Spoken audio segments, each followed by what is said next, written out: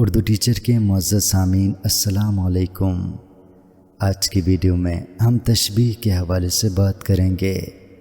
جب کسی چیز کو کسی مشترک صفت یا صفات کی بنا پر نیز اس کی کیفیت اور صورتحال کو مزید پرتاثیر اور کیف آور بنانے کے لیے کسی دوسری چیز کی مانند قرار دیا جاتا ہے تو اسے علم بیان کی اصطلاح میں تشبیہ کہتے ہیں۔ محاورے کی طرح تشبیہ کو بھی زبان کا زیور سمجھا جاتا ہے اور اس کے استعمال سے کلام میں حسن اور خوبی پیدا ہو جاتی ہے۔ مثلاً میر تقی میر کا یہ شعر ملاحظہ کیجئے۔ کھلنا کم کم کلی نے سیکھا ہے اس کی آنکھوں کی نیم خوابی سے۔ اس شعر میں کلی کے کم کم کھلنے کو آنکھوں کی نیم خوابی کے مشابہ قرار دیا گیا ہے۔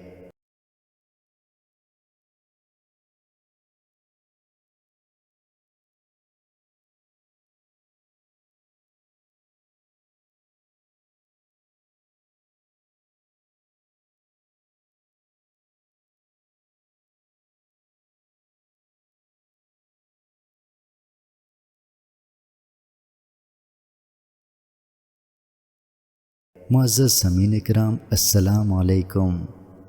آج ہم استعارہ کے حوالے سے بات کریں گے۔ استعارہ لفظ مستعار سے نکلا ہے جس کے معنی ادھار لینا کے ہیں۔ اصطلاح میں جب کسی چیز یا شخص سے صفات ادھار لی جائیں انہیں استعارہ کہا جاتا ہے۔ دو مثالیں ملاحظہ کیجئے۔ الف، ماں کہتی ہے میرا چاند آیا۔ بے، کس شعر کی آمد ہے کہ رن کانپ رہا ہے۔ پہلی مثال میں ماں اپنے بیٹے کو چاند کہتی ہے اور بیٹا نہیں کہتی۔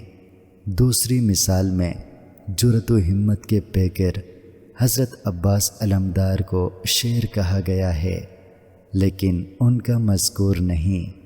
چنانچہ کسی لفظ کو حقیقی معنوں کی بجائے مجازی معنوں میں اس طرح استعمال کرنا کہ اس کے حقیقی اور مجازی معنوں میں تشبیہ کا تعلق ہو تو علم بیان کی اصطلاح میں اسے استعارہ کہتے ہیں۔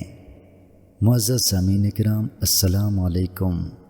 آج ہم مجاز مرسل کے حوالے سے بات کریں گے۔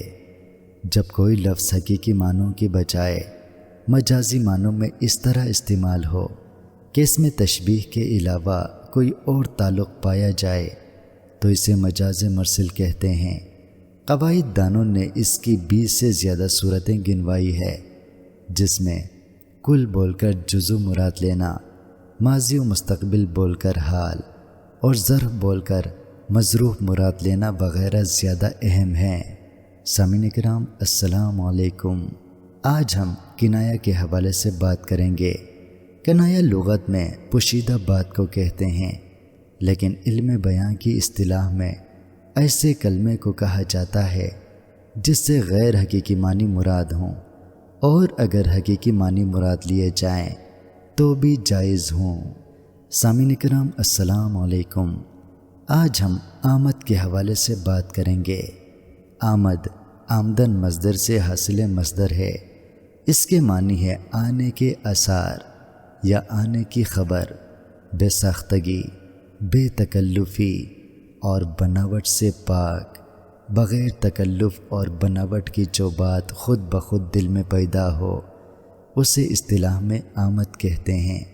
جیسے ان کی شاعری کا عجب حال تھا جہاں آنکھ بند کی اور آمد شروع ہو گئی، مضامین برس پڑے۔ سامعین کرام السلام علیکم۔ آج ہم آورت کے حوالے سے بات کریں گے۔ آورت آمد کی ضد ہے۔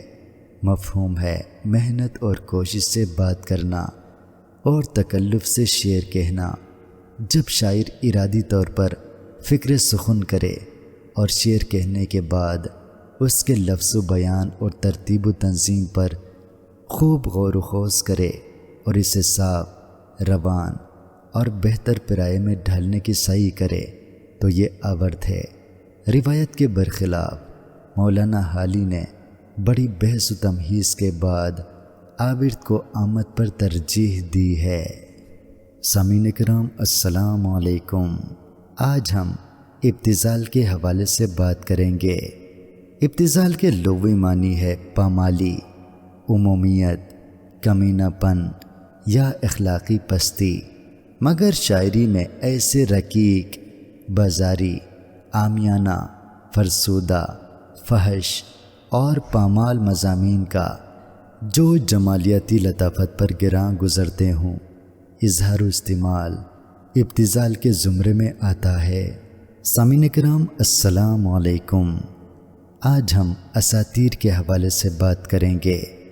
اساطیر عربی کا لفظ اور اسطورہ کی جمع ہے، جس کے معنی ہے قصہ، کہانی، بات، افسانہ، کہاوت یا داستان، مگر قدیم الایام سے چلے آتے قصوں، کہانیوں، افسانوں اور دیوی دیوتاؤں سے متعلق آثار کو اساطیر، دیومالا یا علم الاسنام کہتے ہیں۔ اس ضمن میں یونانی، مصری اور ہندی دیومالا کو بہت اہمیت حاصل ہے۔ دیومالا ساحری اور مذاہب کے باہمی رشتوں سے متعلق ایک ایسا مطالعہ ہے جس نے علم الانسان کے علاوہ جدید ادب اور نفسیات پر گہرے نقوش مرتب کیے ہیں۔